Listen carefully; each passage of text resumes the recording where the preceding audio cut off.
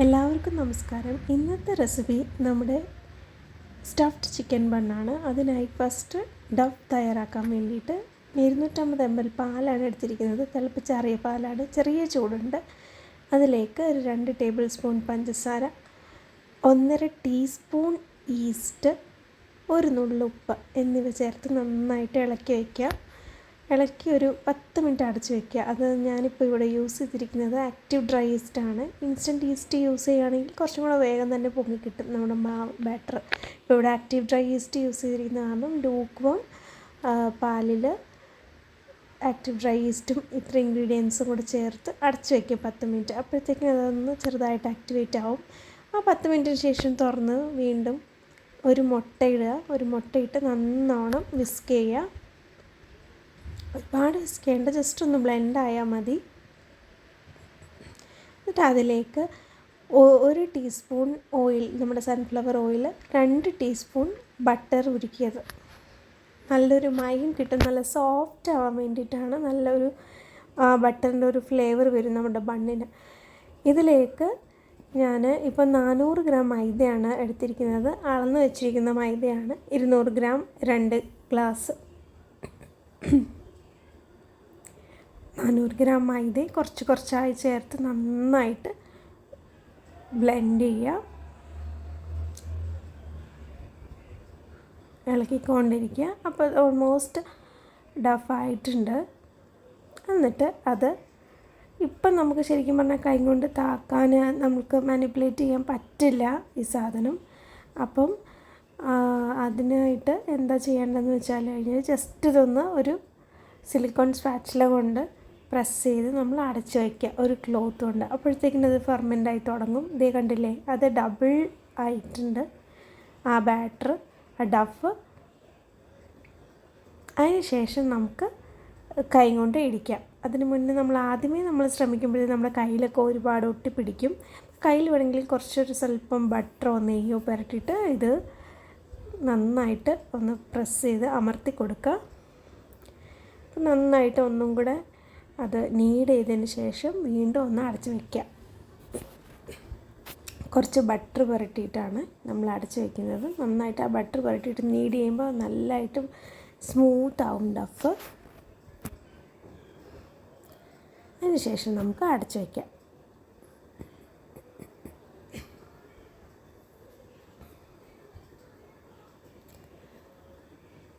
അപ്പോൾ ഞാനൊരു വീണ്ടും ഒരു മണിക്കൂറിന് ശേഷമാണ് തുറന്നിരിക്കുന്നത്. അപ്പോൾ വീണ്ടും അത് നന്നായിട്ട് പൊങ്ങി വന്നിട്ടുണ്ട്. അതിന് ശേഷം നമുക്ക് എഗ് വാഷ് തയ്യാറാക്കാനായിട്ട് ഒരു മുട്ടയുടെ ഉണ്ണി മാത്രമാണ്, വെള്ളം സെപ്പറേറ്റ് ചെയ്തതാണ്. ഉണ്ണിയിലേക്ക് ഒരു 2 ടേബിൾ സ്പൂൺ പാലും കൂടെ ഒഴിച്ച് നന്നായിട്ട് അടിച്ച് മിക്സ് ചെയ്ത് വയ്ക്കാം. ഇതാണ് നമ്മുടെ എഗ് വാഷ്. നമ്മൾ ബണ്ണിന് മുകളിൽ പുരട്ടാൻ വേണ്ടിയിട്ടാണ് ബേക്ക് ചെയ്യുന്ന സമയത്ത്. അപ്പോൾ ഇതിന് വേണ്ടിയിട്ടുള്ള ഫില്ലിംഗ് തയ്യാറാക്കാൻ വേണ്ടിയിട്ട് 2 ടീസ്പൂൺ ബട്ടർ ഒഴിക്കുക. അതിലേക്ക് ജിഞ്ചർ ഗാർലിക് ചോപ്പ് ചെയ്തത്, ക്രഷ് ചെയ്തെടുത്തതാണ്. അതുപോലെ തന്നെ ഉള്ളി ചോപ്പ് ചെയ്തതും കൂടി നമുക്കിട്ട് സോട്ട് ചെയ്യാം. വഴൽന്ന് വരുമൊന്നും വേണ്ട, കറിക്ക് പോലെ ജസ്റ്റ് സോട്ടായാൽ മാത്രം മതി. ക്രഞ്ചായിട്ട് കടിക്കാൻ കിട്ടണം. അതിലേക്ക് കുറച്ച് ഉപ്പും കുരുമുളകും നമുക്ക് ചേർക്കാം ആവശ്യത്തിന്. ഫ്ലേവറിംഗ് ഒക്കെ നിങ്ങൾക്ക് ഇഷ്ടമുള്ള പോലെ ഇടാം മസാലകൾ. ഞാനിവിടെ കുറച്ച്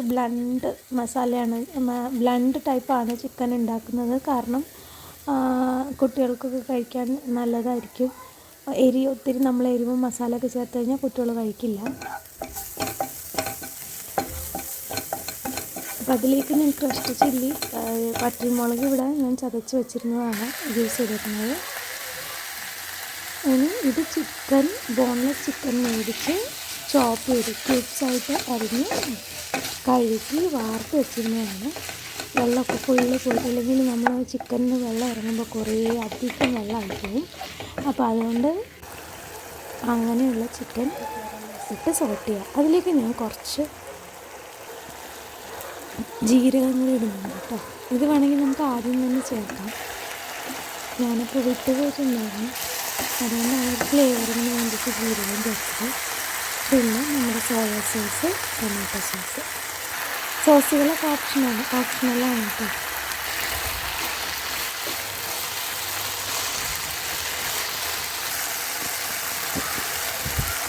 ഇനി നമുക്ക് ഇതിലേക്ക്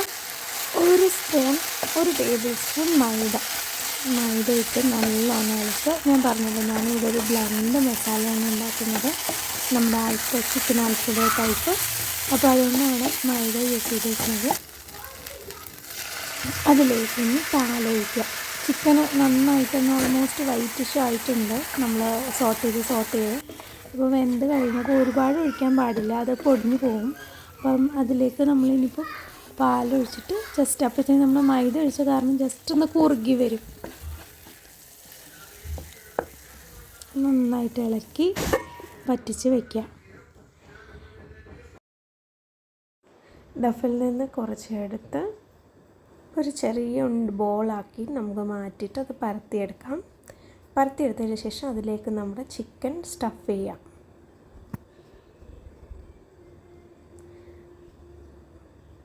ഇതിപ്പോൾ ഞാനൊരു ചിക്കൻ ആൽഫ്രെഡോ ടൈപ്പാണ് ചെയ്തേക്കുന്നത്. നിങ്ങൾക്ക് നാടൻ രീതിയിൽ ചിക്കൻ പ്രിപ്പയർ ചെയ്യണമെങ്കിൽ അങ്ങനെ പ്രിപ്പയർ ചെയ്യാം.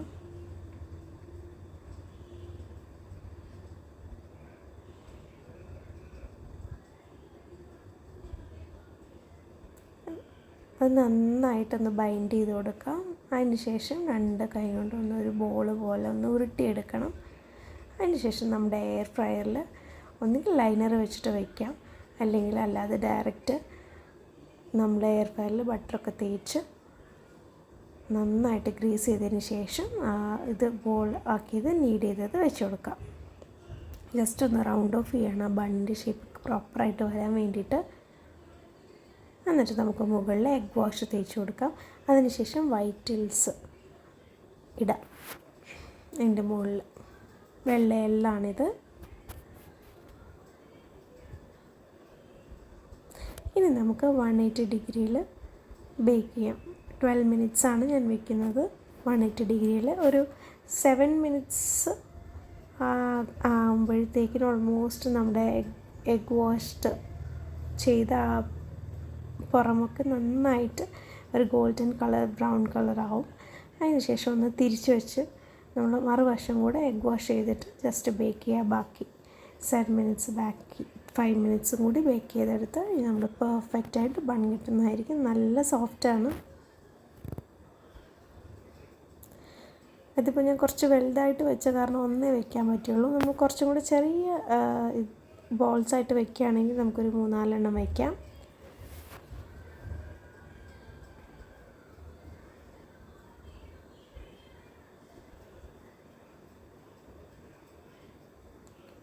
ഇനിയിപ്പോൾ ഞാൻ ബാക്കിയുള്ള മാവ് ഇതേപോലെ തന്നെ സ്റ്റഫ് ചെയ്യാൻ പോവാണ്.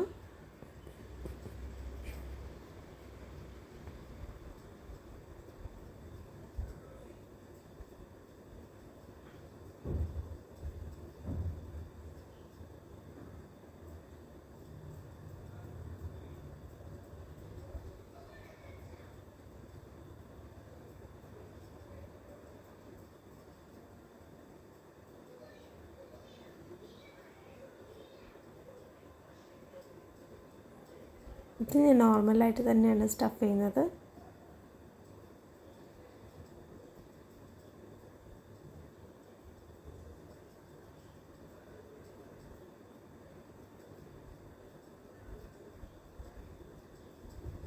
നന്നായിട്ട് മടക്കി ഒന്ന് ഒട്ടിച്ചു കൊടുക്കാം.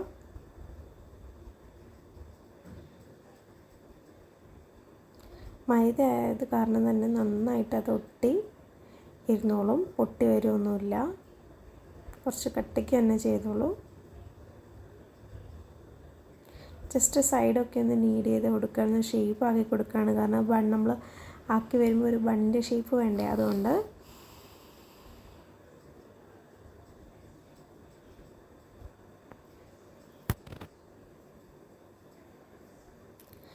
ഞാൻ നെക്സ്റ്റ് ഒരു ഫ്ലവർ ടൈപ്പാണ് ചെയ്യാൻ പോകുന്നത്. ഫ്ലവർ ബാസ്ക്കറ്റ് ടൈപ്പാണ് ഞാൻ ചെയ്യാൻ പോകുന്നത്. അപ്പോൾ അതിനായിട്ട് നമുക്ക് ഇങ്ങനെ 4 കട്ട് ചെയ്യാൻ, 4 സൈഡ് ഒരു ചപ്പാത്തി മാവിൻ്റെ വലുപ്പത്തിൽ നമ്മൾ പരത്തിയിട്ട്, കുറച്ച് കട്ടിക്ക് തന്നെ പരത്തിയിട്ട് ഈ കാണുന്ന പോലെ 4ആയിട്ട് 4 സൈഡിൽ നിന്ന് കട്ട് ചെയ്യാം. അതായത് ഒരു സർക്കിളിന് 4ആയിട്ട് ഡിവൈഡ് ചെയ്യുന്ന പോലെ. പക്ഷേ നടുക്ക് കട്ട് ചെയ്യാൻ പാടില്ല. നടുക്കാണ് നമ്മൾ സ്റ്റഫ് ചെയ്യുന്നത്.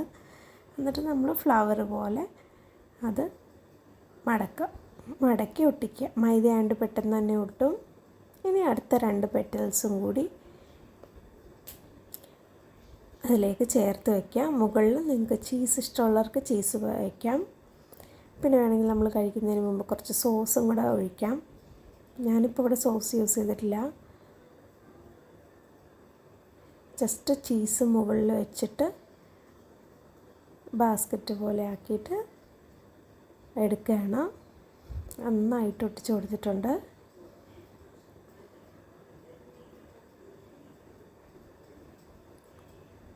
മൊസറല്ല ചീസാണ്, ഗ്രേറ്റഡ് ചീസല്ല, മൊസറല്ല ചീസ്.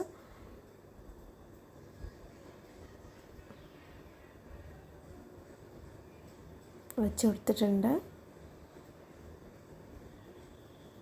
ഇനി നമുക്കത് എഗ് വാഷ് മുകളിൽ പുരട്ടിയിട്ട്, ഇതിപ്പോൾ ഞാൻ എയർ ഫ്രയറിലേക്ക് വയ്ക്കുകയാണ്. എഗ് വാഷ് മുകളിൽ പുരട്ടിയിട്ട് ബേക്ക് ചെയ്യാം. ഇതിപ്പോൾ ഞാനൊരു ചെറിയ ബണ്ണും ഒരു വലിയ ബണ്ണും ഒരു ഫ്ലവർ ബാസ്ക്കറ്റാണ് ഉണ്ടാക്കിയിരിക്കുന്നത്. ഇനി അതിൻ്റെ മുകളിലേക്ക് വൈറ്റ് ടില്ലിടുകയാണ്.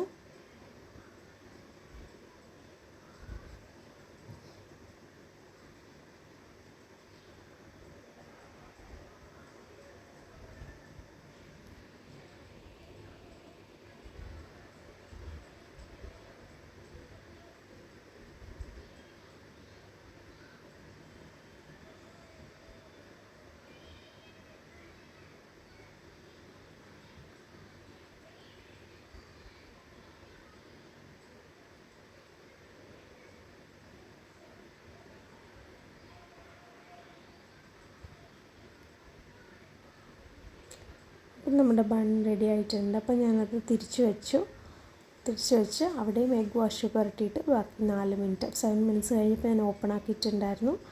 അതിന് ശേഷം മറിച്ച് വെച്ച് എഗ് വാഷ് ചെയ്ത് വീണ്ടും ഇത് ചെയ്യണം.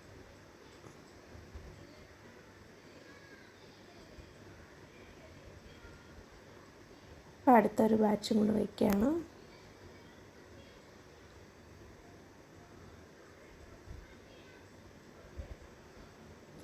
അപ്പം നമ്മുടെ സ്റ്റഫ്ഡ് ബൺ റെഡി ആയിട്ടുണ്ട്. നല്ല അടിപൊളിയാണ്, നല്ല സോഫ്റ്റായിരുന്നു, നല്ല ടേസ്റ്റി ആയിരുന്നു കേട്ടോ. എല്ലാവരും ട്രൈ ചെയ്ത് നോക്കുക.